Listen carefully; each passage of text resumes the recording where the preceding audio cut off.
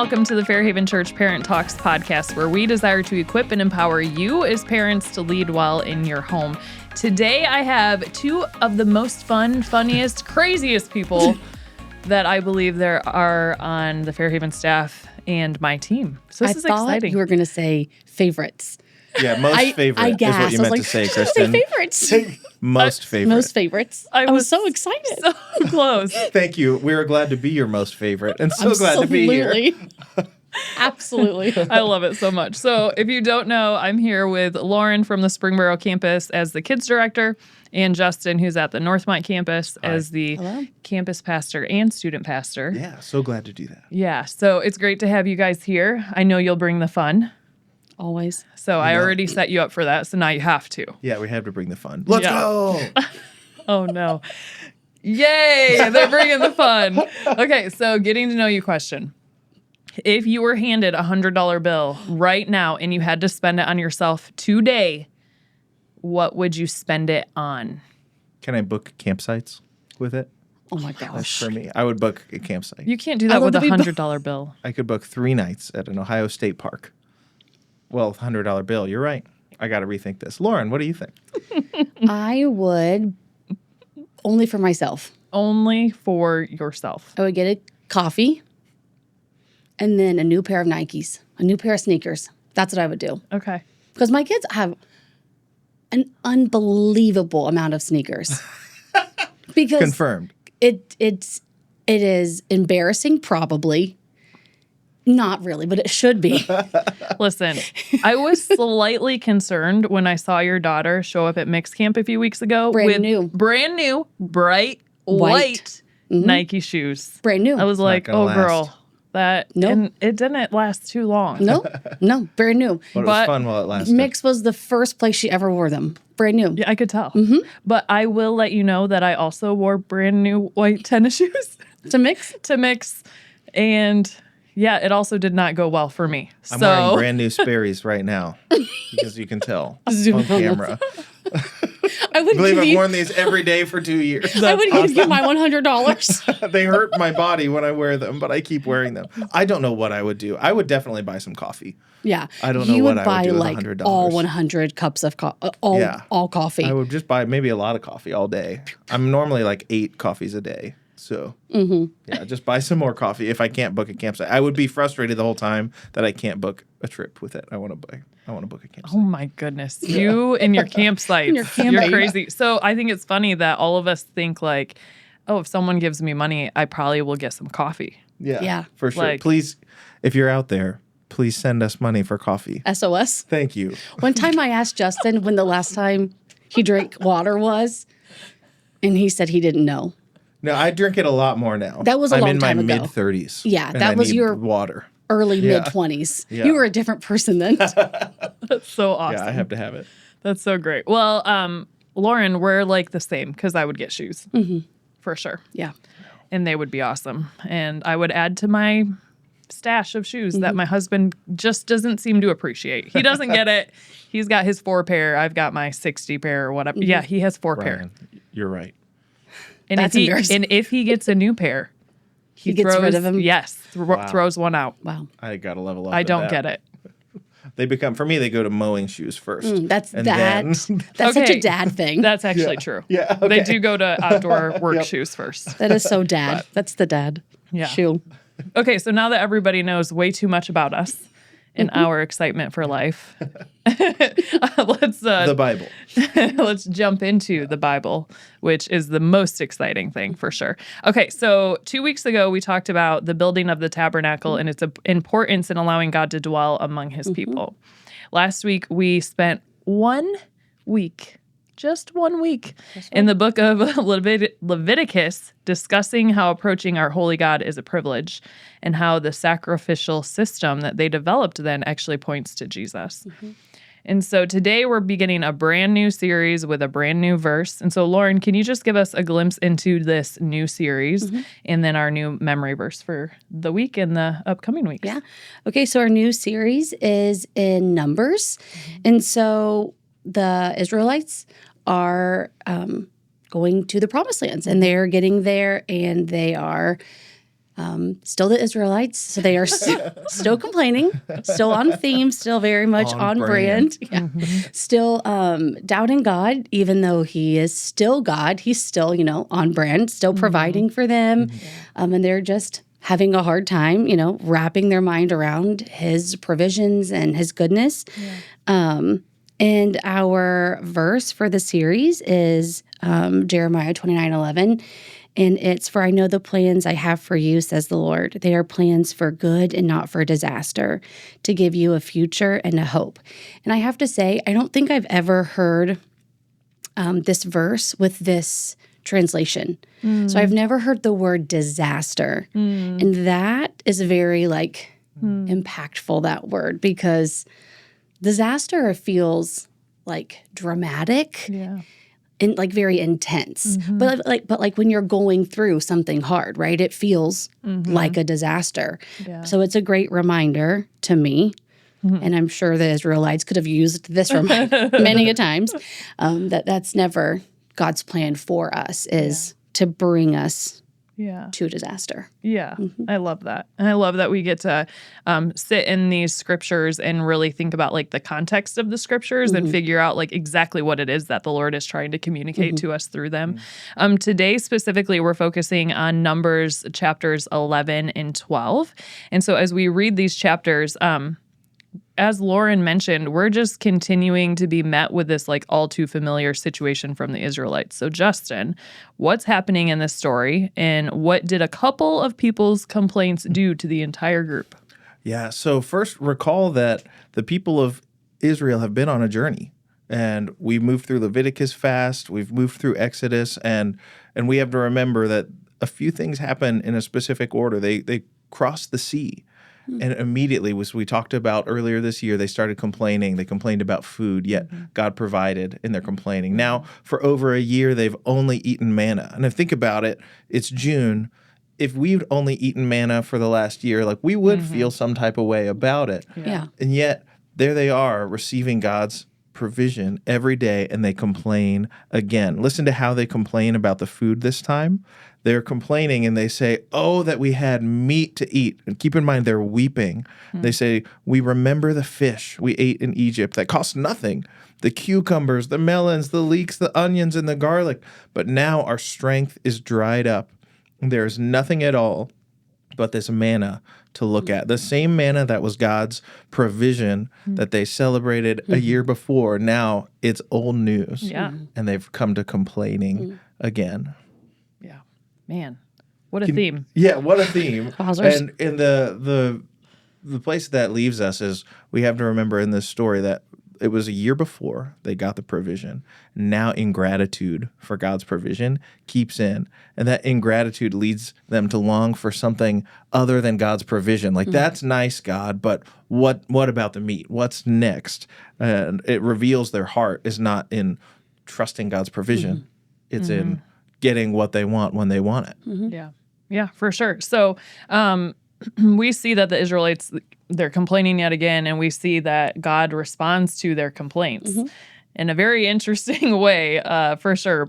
So in chapter 11, verses 16 through 23, what bothered God most about the complaining, and how did he end up providing for the Israelites in this moment? What do you think?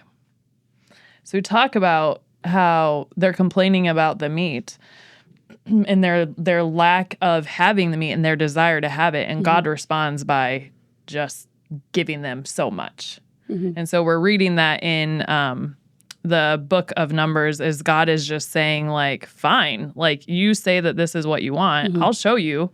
And I'll give you what you want. But what we come to understand is really God's provision is better. So can you talk through that a little bit? Yeah, I mean, I think it's easy, I think, to say, we have, right, I have these wants and these desires, and I think that they're great. So you ask for it and kind of God, where are you? Why aren't you giving me what I think is the best plan? What my desire is, what my plan is, it's got to be great. Yeah. And I think sometimes that can be easy as Christ followers almost to think to feel God, I am like wanting to obey. I do feel like I am like abiding in your will and wanting to follow you. So why wouldn't what I want be what you want? Why would I like what I want be outside of your will? Yeah. But even like my best of intentions isn't always, what God has in store for me. And so it is a very humbling thing to feel like, man, I have very many times in my life been very like close-fisted with something that I was certain God wanted for me. Yeah. And like when I decided to just really be open-handed with it and release it to him, it's like, wow, the generousness of him of like, this is okay, like this was my plan, and my plan is better than yours. So this is what I have. Yeah, my way is better than your way because I am God. Yeah, we forget so often how God provides for us. Time and time again, right? And we know it's always so convicting to think through, like we look at the Israelites and their constant grumbling and complaining, and we're like, I mean, come on, get it together, guys. But how often do we in our own lives, like when God is providing graciously above and beyond. I mean, he's given us his son, Jesus. Like, truly, what more could we need? And yet God continues to provide for us. And we grumble and complain, like, very easily. Yeah, I think it's amazing that, like, he will allow us to see our hearts when we grumble and complain. Like, in this story, a year before, they remembered getting quail. They're like, God gave us quail that night. That was amazing. That was meat. We missed that. And in this story, he gives it to them again. And he gives it to them in this almost gross abundance. Where they're like piled up. Here you go. And yet he does that to prove to them, they stockpile it. And it shows the greed of their hearts. That like, even when I provide for you, your heart runs off and piles things up that you're not even interested in the provision or in gratitude in any way. That's so good. Yeah. I do want to just take a moment and pause and let y'all know, because we study the Bible all the time. I mean, that's like our job, and we love studying the Bible. And we had some confusion around this story, and actually all had to kind of do a little research about understanding this provision and not lack of provision, but God deciding not to provide the meat and when he did and what was happening. So I just want you to know, as parents, as maybe you're thinking through, like, as we are going through the Bible, or you're trying to teach your kids and your students at home, we as people who are on staff at church who have the privilege of studying the Bible for our jobs get confused. And so read it and go like, wait, what? What? Yeah. Like, what does that mean? What's happening? What's the context? So I just want to continue to empower you to read God's word and try to think through these things for yourself, but knowing that you don't have to be perfect as you're trying to lead your family through it. So I just wanted to pause there because we learned so much about the quail. Yeah, they just weren't. I grew up like Sunday school. You're like, okay, manna by day, quail by night. And I'm thinking they got that quail every night. But there's actually no mention in the scripture of them being provided quail beyond that initial provision when it was provided alongside the manna as kind of an abundance. And then this time when they're longing for it again and God gives them what they're asking for, and yet it shows their hearts and brings consequences from God. Yeah, for sure. Yeah. And I was like, stunned. What? No quail? I was like, I mean, listen. Just never put those two things together. My eyes have crossed over the words and filled in the blank that they were eating quail the whole time. Yeah. But the deeper you look at it, they're not. They're eating just manna, and that leads to their complaints. Yeah. Turns out I also was brought back to thinking about the flannel graph. Yes, I am that old. We used flannel graphs back in Sunday school when I was a kid. And seeing like the quail like put on the flannel graph with like already made bread for the manna. And I'm reading it, it's like, oh, it's like seeds like coriander. They had to like do stuff with it, you know? Right. Flannel graphs. They didn't know what they were doing. They knew nothing. We've learned a lot in our studying this week. But one other thing that I wanted to talk through is the reality is, as Lauren talked about a little bit ago, we all struggle with wanting more than what God has provided. And so do you guys have any thoughts or suggestions around how parents can really guide their kids if they are struggling with wanting more than what God has provided? Like, how do we sit in the satisfaction of what he has already given us? Yeah, I think like a key point in understanding that is that we have to model that to them. Yeah. The one thing about this story is that it said in verse 4 that there was a rabble among them that were complaining. There was just a few people, and those complaints spread to everybody else. So I have to be focused as a parent that when my heart is wanting something else, I'm teaching my kids that. And so when I need the latest iPhone to be alive, or when I need a bigger house, even though my house is fine, or whatever it is, like insert the blank for your own sin and your own craving. It uses that word craving in this passage. There's a craving for something other than God. Whatever that is for me, I'm responsible for modeling my kids modeling to my kids and modeling to the kids in student ministry what it looks like to accept that craving exists and to set it aside and to put it on the altar and let that die. For me, that comes up in a billion ways. Like our human nature is to acquire and desire more and to be so over what we've got. Like the Israelites were so over the coriander seed manna, even though it was like a direct miracle. Like we're so sick of this stuff that appears out of nowhere and feeds us in the wilderness. And we are so that way in our lives. Yeah, for sure. I feel like, modeling is the best way. I mean, this is so silly. We were at the store the other day. Listen. And I was with the kids and I were at the store, and I had just put like a egg, like to make like hard-boiled eggs, like one of those little contraption things, like on my Christmas list. And it's, June.